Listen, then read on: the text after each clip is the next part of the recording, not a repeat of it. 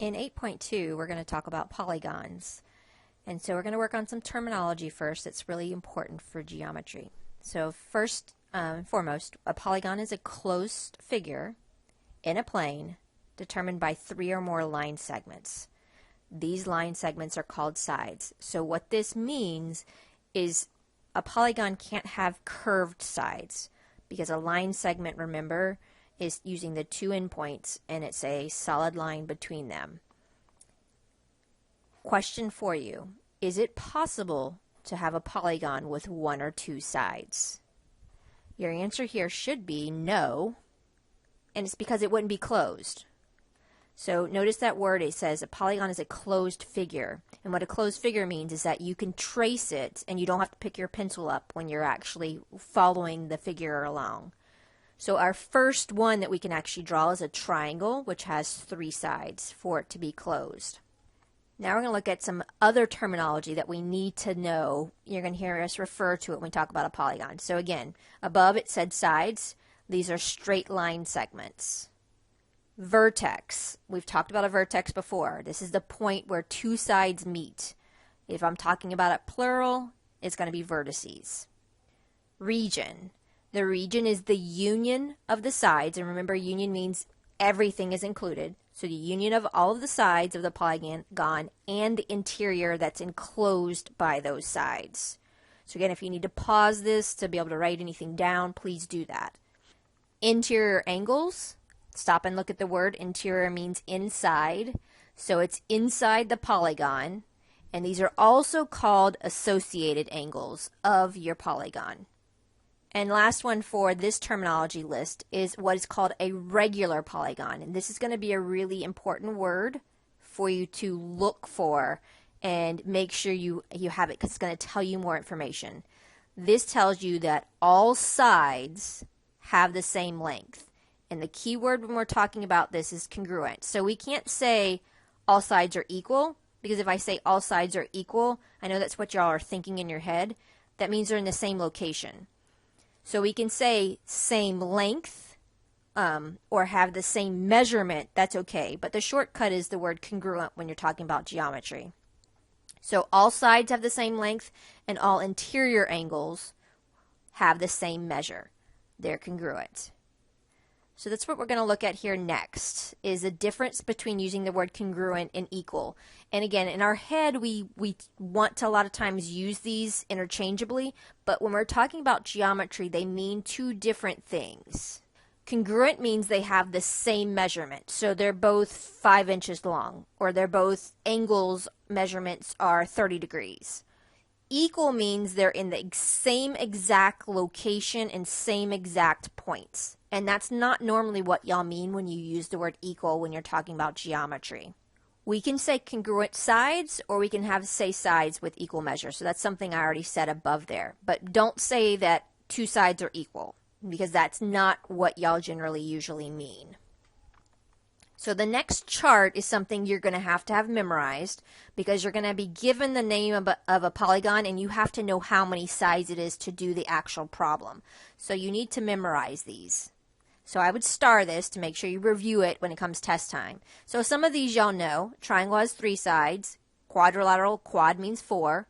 Pentagon is 5. Hexagon, and the way I remember it is the X in it, is a 6-sided.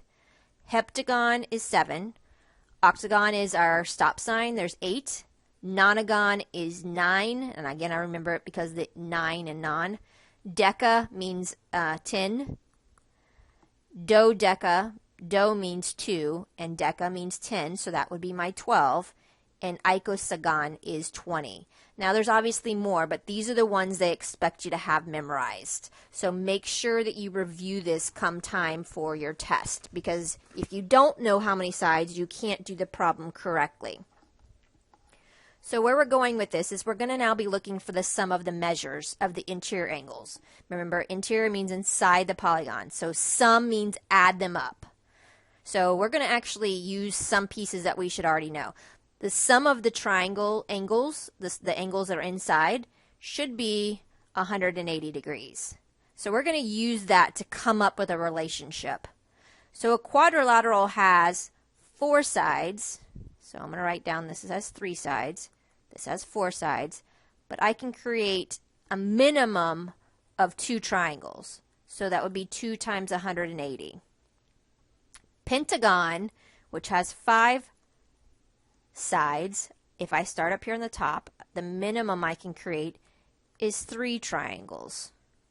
Hexagon, again, if I start at 1 point, the minimum I can have for that would be 1, 2, 3, 4 triangles. And my octagon, it starts getting a little more complicated to draw it out, but we still should have 1, 2, 3, 4, 5, 6 triangles, and it was 8 sides. Now, you could obviously multiply these out. I don't want you to memorize how much the angles are for each one of these. You can use your calculator. What I want you to memorize is the relationship between the sides, the number of sides, which is here, and the relationship over here when we wrote it in relationship to a triangle. So an n-gon, which has n sides, okay, so that means we have n sides. If we look at the relationship between here, and I would start with the quadrilateral because that's where you can start to see that relationship. If I have 4 sides, I have 2 times 180. 5 sides, I have 3. 6 and 4, 8 and 6. So you should see a relationship there that we're actually subtracting 2 from the sides. So n minus 2 times 180 degrees. This here needs to be memorized. You will need it for your homework, your quizzes, and your test. So I drew all these pictures out to show you the relationship, but really what you need to know is what I highlighted there in green. So our example, we have number 1, the sum of the measures of the interior angles of a polygon within sides. So this is just again repeating ourselves.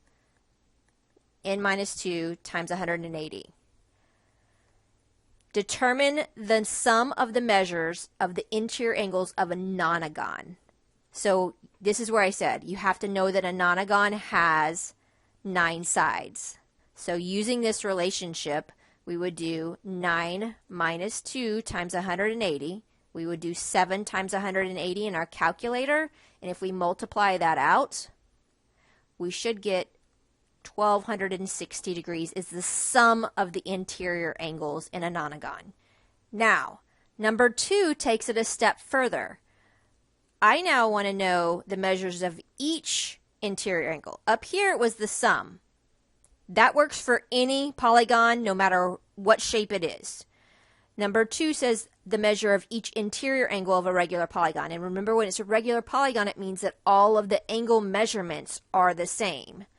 So this would be, we'd start with the sum, and the sum is n minus 2 times 180. And since all of the angle measurements are the same and they have n sides, we divide by n. This is another formula that you need to memorize. So I have the top one in green, which we repeated on number 1 at the beginning. Number 2, for a regular polygon, we can divide by n because that's how many angles we will have in that polygon. So question says, determine the measures of each interior angle of a regular hexagon. If it didn't say the word regular, we could only do the sum. So the sum, remember, would be, this is 6, so it would be 6 minus 2 times 180. That's 4 times 180. Okay. That would be the sum. So if they just asked for the sum of hexagons, it's 720.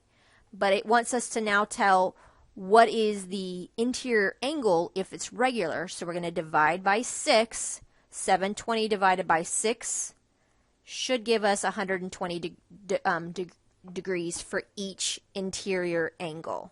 Number 3, again, pause and see if you can do it. And see if you can do 3 and 4. And if you can't, or if you have it done, unpause it and check your work. Going through number 3, determine the sum of the measures of the interior angles of an octagon. So my sides here are 8. So my formula says 8 minus 2 times 180 degrees. So 6 times 180 degrees If I use my calculator for that, I will get 1,080 degrees for the sum of the interior. Number 4 gives me a regular pentagon. So my sides are 5. My sum will be 5 minus 2 times 180, 3 times 180. That gives me 540.